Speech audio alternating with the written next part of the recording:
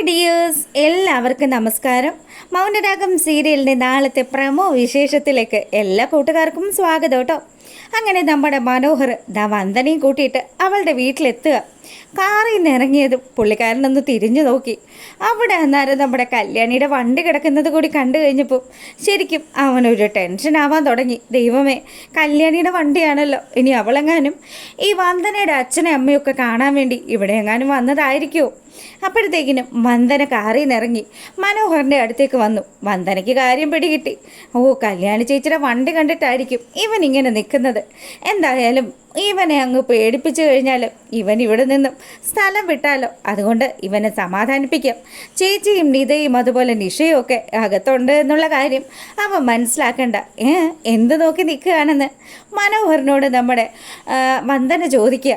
അപ്പോൾ ഉടനെ തന്നെ അവൻ പറഞ്ഞു, അല്ല മോളൂ, ആ കാറ് അത് കല്യാണിയുടെ കാറാണല്ലോ, അതിനെന്താ അവരവിടെ എവിടെയെങ്കിലും വന്നതായിരിക്കുമെന്ന് വന്ദനതാ നമ്മുടെ മനോഹറിന് മനസ്സിലാകുന്ന ഭാഷയിൽ കാണിച്ചു കൊടുക്കുമ്പോൾ മനുവിനാണെങ്കിലും നല്ല ടെൻഷനായി.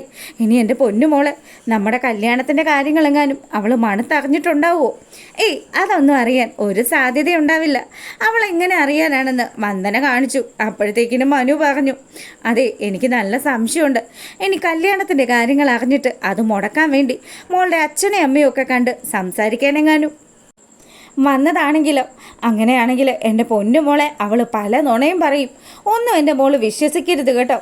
ആ സമയമാണെങ്കിൽ വന്ദനയാണെങ്കിൽ പറഞ്ഞു, എനിക്ക് മറ്റാരെക്കാട്ടിലും താങ്കളെയാണ് ഇഷ്ടം, താങ്കളെ ഞാൻ ഒരുപാട് വിശ്വസിക്കുന്നുണ്ടെന്നൊക്കെ പറഞ്ഞപ്പോൾ മനു, ഇവളൊരു പൊട്ടിയായത് എൻ്റെ ഭാഗ്യം. ഇനി ഇവളുടെ ആ അങ്കിളിനെയും സൂക്ഷിക്കണം, ആ കല്യാണി എന്ന് പറയുന്നവളെ സൂക്ഷിക്കണം. അവൾ ഏത് നിമിഷവും ഈ വീട്ടിലെത്താനും സത്യങ്ങളൊക്കെ പറയാനും സാധ്യതയുണ്ട്. ഇനി അവളുടെ SP അങ്കിളുമായിട്ടെങ്ങാനും ഒത്താ പിന്നെ തീർന്നു, തൻ്റെ കാര്യം അതോ ഗതി. അങ്ങനെ ഇവിടെ ഈ കാര്യങ്ങളൊക്കെ നടക്കുമ്പോൾ നമ്മുടെ കല്യാണിയാണെങ്കിലോ, അതെ, മനോഹറിൻ്റെയും വന്ദനയുടെയും കല്യാണം വളരെ ഗംഭീരമായി തന്നെ നടത്താനാണല്ലോ നമ്മൾ നിശ്ചയിച്ചത്. അതുകൊണ്ട് തന്നെ അവൾക്ക് സ്വർണം കൊടുക്കുന്ന സമയത്ത് മനോഹറിന് ഒരു തരി പോലും സംശയം തോന്നരുത്.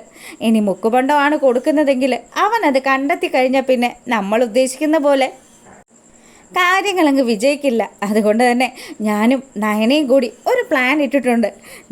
ഇങ്ങോട്ട് നോക്ക്, ഈ ഓർണമെൻറ്റ്സൊക്കെ നിങ്ങൾ നന്നായിട്ടൊന്ന് നോക്കിക്കേ, നിങ്ങൾക്കിതൊക്കെ ഇഷ്ടപ്പെട്ടോ നോക്ക്. അപ്പോൾ അത് നോക്കുമ്പോൾ നിത പറഞ്ഞു, കൊള്ളാലോ, ഇതൊക്കെ സ്വർണ്ണമാണ്. അവൻ അന്നത്തെ ദിവസം വന്ദനയെ നിറച്ച് സ്വർണ്ണം അണിഞ്ഞിട്ട് തന്നെ കാണണം, അവൻ്റെ കണ്ണന്ന് തള്ളണം.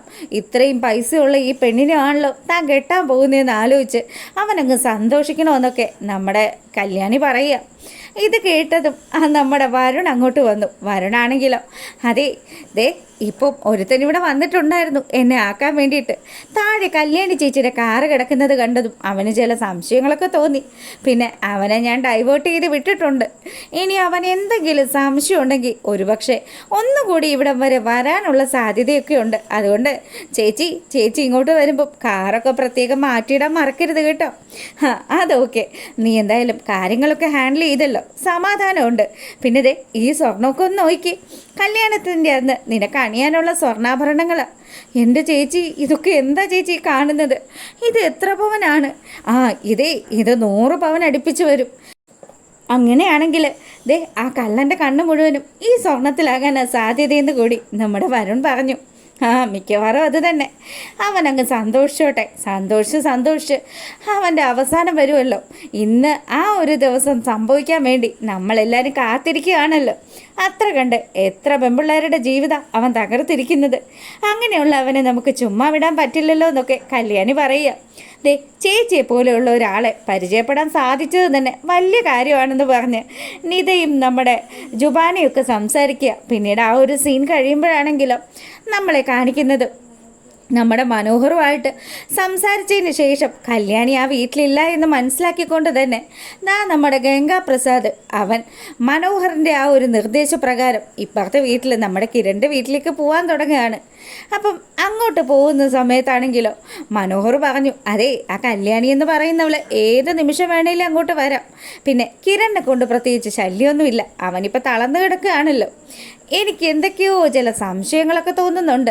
എന്തായാലും അളിയൻ അവിടെ വരെ ഒന്ന് ചെന്ന് കാര്യങ്ങളൊക്കെ ഒന്ന് മനസ്സിലാക്കുന്ന പറഞ്ഞ് മനോഹർ ഗംഗാപ്രസാദിനെ പറഞ്ഞയക്കുക. അങ്ങനെ ദാ നമ്മുടെ കിരണിൻ്റെ വീട്ടിലെത്തുന്ന സമയത്ത് കോളിംഗ് ബെല്ലടിച്ചതും ദീപ വന്ന് കഥക് തുറന്നു. അതേ, എനിക്ക് അകത്തോട്ടൊന്ന് പോകണമല്ലോ. എവിടെയാണ് കിരൺ ഉള്ളത്? നിങ്ങളെന്തിനാ ഇങ്ങോട്ട് വന്നേന്ന് ചോദിച്ച് ദീപ ചൂടാകാൻ തുടങ്ങിയതും മാറി നിന്നോണം, എൻ്റെ കയ്യിലിരിക്കുന്നത് എന്താണെന്ന് കണ്ടോ?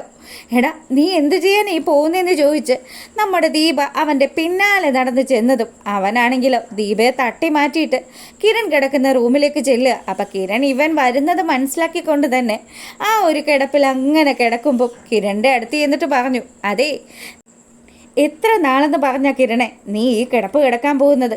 നിനക്കൊരു മോചനം വേണ്ട ഇതിൽ നിന്ന്. ഇനിയിപ്പോൾ എന്തായാലും നീ പഴയതുപോലെ ആകുമെന്നൊന്നും എനിക്ക് ഒരു പ്രതീക്ഷയില്ല. എടാ, നീ നിൻ്റെ ഭാര്യയൊക്കെ കൂടി ആ കാർത്തികയെ സഹായിക്കുന്നത് കൊണ്ടല്ലേ എനിക്ക് നിങ്ങളോടൊക്കെ ശത്രുത വന്നതും ഞാൻ നിന്നെയും നിൻ്റെ ഭാര്യയോ നിൻ്റെ അച്ഛനെയൊക്കെ കൊല്ലാൻ നോക്കുന്നതും. അപ്പം ഇതൊക്കെ കേട്ട് കലി പൂണ്ട് നിൽക്കുകയാണ് നമ്മുടെ കിരൺ. പക്ഷേ ഒരക്ഷരം പോലും പറയാതെ ഇവൻ എന്താ പറയാനുള്ളതെന്നൊക്കെ അവൻ കേട്ടങ്ങനെ കിടക്കുമ്പം ഗംഗാപ്രസാദ് അവൻ നമ്മുടെ കിരണിൻ്റെ കഴുത്തിന് കുത്തിപ്പിടിക്കുക. എന്നിട്ട് അവനോട് പറഞ്ഞു, അതേ, അധിക നാൾ നിനക്ക് ഈ കിടപ്പ് കിടക്കേണ്ടി വരില്ല. എത്രയും പെട്ടെന്ന് നിന്നെ ഞാൻ അങ്ങേ ലോകത്തെത്തിക്കാം. അതിൻ്റെ പിന്നാലെ നിൻ്റെ ഭാര്യയും പിന്നെ ഭാര്യയുടെ ചേച്ചിയും നിൻ്റെ അച്ഛനും അമ്മയും ഒക്കെ ഉണ്ടാവും. അപ്പം നിങ്ങൾക്ക് സന്തോഷമായിട്ട് അങ്ങേ ലോകത്ത് താമസിക്കാം. എടാ, ഞാൻ എൻ്റെ സ്വത്തുക്കൾ ചോദിച്ചാണ് ഈ നാട്ടിൽ വന്നിരിക്കുന്നത്. എനിക്ക് എൻ്റെ സ്വത്തുക്കൾ കിട്ടിയേ തീരൂ. അങ്ങനെ ഇല്ലാത്ത സമയം ഒരു കാരണം വെച്ചാലും നിങ്ങളെ ഒന്ന് സമാധാനമായിട്ട് ജീവിക്കാൻ ഞാൻ അനുവദിക്കില്ല എന്നൊക്കെ പറഞ്ഞ് നമ്മുടെ കിരണിൻ്റെ കവിളിനിട്ടൊക്കെ കുത്തുകയാണ്. അപ്പം കിരണാണെങ്കിൽ അവൻ ആ ഒരു പ്രതികരിക്കാത്ത രീതിയിൽ തന്നെ അങ്ങനെ കിടക്കുമ്പോൾ ജീവച്ഛവമായിട്ട് കിടക്കുന്ന നിൻ്റെ അടുത്ത് ഇനി ഒന്നും പറഞ്ഞിട്ട് ഒരു കാര്യമില്ലല്ലോ. അങ്ങനെ അവൻ അവിടുന്ന് പോവാൻ തുടങ്ങിയതും ആ സമയം കറക്റ്റായിട്ട് നമ്മുടെ കല്യാണി ആ വീട്ടിലേക്ക് വരിക.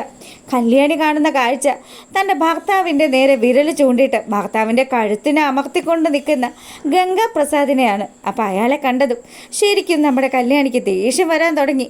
എടാ, നീ എന്താ ഈ കാണിക്കുന്നതെന്ന് പറഞ്ഞ് അയാളുടെ അടുത്തേക്ക് ചെന്നതും നമ്മുടെ കല്യാണിയെ തട്ടി മാറ്റിയിട്ട് മര്യാദക്ക് നീ നിന്നോണം, ഇല്ലെങ്കിലുണ്ടല്ലോ ഈ കിടക്കുന്ന നിൻ്റെ ഭർത്താവ് ഇവൻ്റെ ആ ഭിത്തിയിൽ ഒരു ഫോട്ടോ ആയിട്ട് മാറും. ദേ, ഞാൻ ആരാണെന്ന് നിനക്കറിയാവോ? നിൻ്റെ അനുജത്തി നിൻ്റെ ചേച്ചിയെ നീ വ്യക്തമായിട്ടത് ചോദിച്ചു മനസ്സിലാക്ക്. അവൾക്കറിയാം ഞാൻ ആരാണെന്ന്. എടി, നീയൊക്കെ കൂടി അടക്കപ്പിടിക്കാൻ ശ്രമിക്കുന്നുണ്ടല്ലോ അവളുടെ സ്വത്തുക്കൾ. എടി, അവൾക്ക് തീരെ ആയുസില്ല. ആ കാര്യങ്ങൾ ഇനിയെങ്കിലും നീയൊക്കെ ഒന്ന് മനസ്സിലാക്ക്. അങ്ങനെയുള്ള അവൾക്ക് വേണ്ടിയിട്ടല്ലേ നീയൊക്കെ കിടന്ന് വാദിക്കുന്നത്? സ്വന്തം ജീവനൊന്നും വില കൽപ്പിക്കാതെ നിൻ്റെയൊക്കെ ഈ കളിയൊക്കെ പെട്ടെന്ന് തന്നെ അവസാനിക്കുമെന്നൊക്കെ അയാൾ പറയുക. അപ്പം ഇതൊക്കെ കേട്ട് നിൽക്കുന്ന നമ്മുടെ കല്യാണിയെ കാണിച്ചുകൊണ്ടാണ് നാളത്തെ വിശേഷം അവസാനിക്കുന്നത്. എന്തായാലും ഗംഗാപ്രസാദ് എന്ന് പറയുന്ന അവൻ്റെ മുന്നിൽ നമ്മുടെ കിരൺ ഇങ്ങനെ പൊട്ടം കളിക്കുന്നുണ്ടെങ്കിൽ അതിന് പിന്നിൽ കിരണിൻ്റെ വ്യക്തമായ ഒരു പ്ലാനിങ്ങും ഒക്കെ ഉണ്ട്. അപ്പം അതൊക്കെ എന്തായാലും നാളെ രാവിലത്തെ വിശേഷത്തിലിടാം. അപ്പം നിങ്ങൾക്ക് ഇഷ്ടമായിട്ടുണ്ടെങ്കിൽ ഒന്ന് ലൈക്ക് ചെയ്യുക. എല്ലാവർക്കും നല്ലൊരു രാത്രി ആശംസിക്കുകയാണ്. അപ്പോൾ ഓക്കെ, ഗുഡ് നൈറ്റ്.